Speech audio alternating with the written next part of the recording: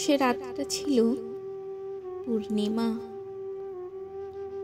আমার গায়ের রং সাদা, বাপের চাওয়া ছেলে আমি, অনাকাঙ্ক্ষিত। তবুও মায়ের আদরের নাম রাখল মৃণালিনী। জন্মের 7 দিনের মাথায় ভীষণ জ্বর। সবাই বললে এবার বাঁচবে না। আমি বাঁচলাম, ভাইটা বাঁচল না। 6 বছরের মা গেল ছাড়ি ওই জমের দুয়ারে। বাপ আমার এমনিতে ভালো, মাতাল বটে। সন্ধ্যায় ওই নেশায় ছোটে। তখন আমি 12। বাপ বলে, বিয়া দেমু তোরে শিবু খলিফার নিকটে। শিউরে ওঠে বুক। বলি তারে, আমি পড়ুম, অনেক পড়ুম। ঝামটা দিয়া ওঠে সে।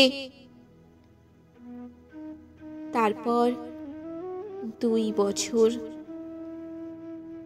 একদিন সকালে আমায় লইয়া চলে মন্দিরে। আমি বুঝতে পারি না জোর কইরা বিয়া দেয় ওই শিবু খলিফার লগে। আমি বউ হই অন্যের ঘরে। আমার বরের বয়স 40, সতীনের 25। 2 বিয়ালির ঘরে আমি শুধুই সুগন্ধি। প্রতিদিন অত্যাচার। নেশার ঘোরে সে কাতরানি আমার। পরে বুঝছি দেনার দায়ে বাপ আমার বেচল তার কাছে। ধার কইরা গিলতো মদ। পায়ে ধইরা কইলাম তারে, আমি পড়ুম, অনেক পড়ুম। ঝামটা দিয়ে উঠে সে। চিরা খায় শরীর আমার। বর আমার এমনিতে ভালো, মাতাল বটে। একদিন রাতে মাতাল নেশায় বলে, স্বামী তোর বাপের টাকাডি কবে দিবি আমায়? বলে সে বড় মালিকের ভালো লাগছে। চাপা রং তোর, রাইতটা ওইখানে কাটাইতাম। বিশ্বাস করো তোমরা,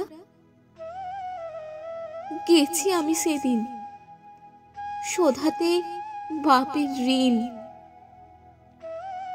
কিন্তু ভোরে বটগাছে আমার দেহটা ঝুলছিল। স্বামী বলে, আমার বউয়ের রূপ ছিল। বাপ আমার এমনিতে ভালো, মাতাল বটে। এখনো সন্ধ্যায় ওই নেশায় ছোটে। আর আমার মেয়ে হওয়া ভুল ছিল। ভোরে বট গাছে আমার দেহটা ঝুলছিল। ইতি মৃণালিনী।